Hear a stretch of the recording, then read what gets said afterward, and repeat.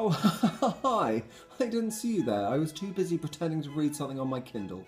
Now, I own a Kindle because I'm literary, I'm modern, and I'm kind of pretentious. Now, one of the benefits of owning a Kindle is that nobody can see which piece of shit literature you're reading.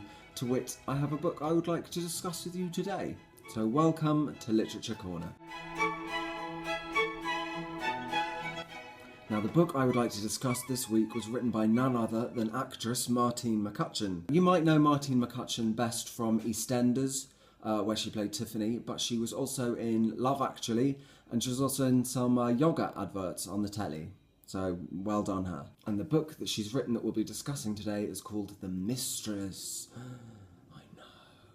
Anyway, I like to keep our literature sessions brief, so one word review. Bad! Every line is a gem. It feels so satirical, but it's genuine, which makes it hilarious. If you're a writer of any kind, you'll get a massive feeling of schadenfreude, which you'll thoroughly enjoy. But it is brilliantly bad. I can't stress how enjoyable it is. Like, imagine if Dostoevsky was still alive today and inexplicably decided to write a very savage pastiche of chick lit. It would read very much like The Mistress. For example, it's got a sex scene in it so disgusting, it made me want to just track down everything I've ever ejaculated and just put it back. For the sake of brevity, I'm only going to be discussing one single line of this terrible novel with you. But which bad bit to discuss? Now, I wouldn't use hyperbole in a million years, but on page 4 of The Mistress, it contains the single worst sentence ever committed to paper.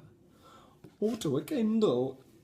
Like, I'm not fucking around. If sentences were people, this sentence would be Hitler. Even reading it earlier, I felt as though it was trying to clamber off the page and chip away at my IQ. It's very bad. So, if I may, I'm going to read it aloud to you now. Brace yourselves. I'm actually going to read a little bit of the preamble first. I feel like the context is helpful and important. But when I put my finger up thus, that is the offending sentence, so be ready. Okay? Good luck to us all.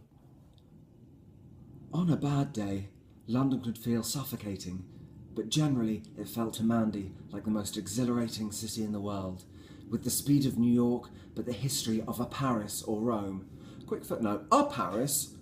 Why the singular, Martine? How many Parises does she think there are? I was just trying to go shops and there was Parises everywhere. Oh, where are you going on holidays? To Paris? Which one? To be fair, I can't nitpick. I'm not certain Parises is the correct pluralisation of the word Paris. Mostly because nobody's ever had to pluralise it before, what with there only being one Paris. A fact which has evaded Miss McCutcheon here. I digress. If you went for it, truly went for it, you could have the life you wanted here. And that was Mandy's aim. To have it all. She'd read a greeting and a card once in Paperchase on the King's Road that had really stuck with her.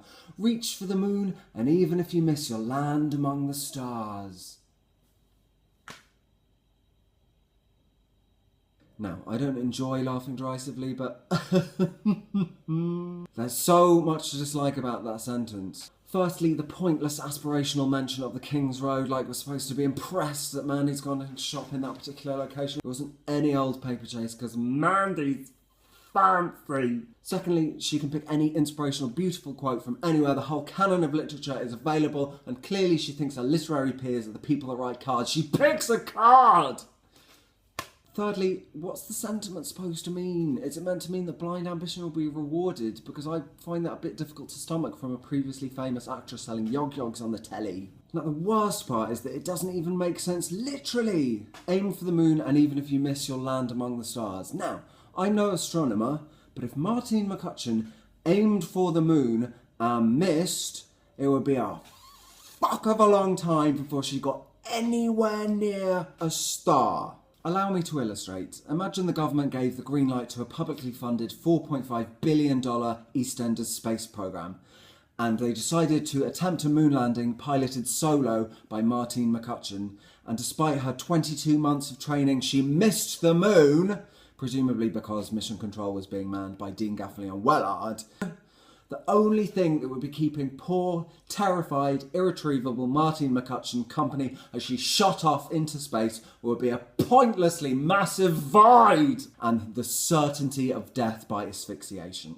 And the thousands of people that lined the streets for the state funeral of the brave astronaut from the space shuttle, Ricky, Eventually those people would have to face their own deaths too, and their children would have to face their deaths and their children, and the great earth would continue to turn on and on and on into the future until the hyper-evolved human race was facing decimation in the violent death of our sun. Even at that point in the future, the long-forgotten corpse in a spacesuit that was Martine McCutcheon would only be about 0.4% of the distance to the nearest star. And when Martine McCutcheon, after trillions of years of lonely travel, did eventually land among the stars, all that would happen is that she would instantly, silently burn to nothing.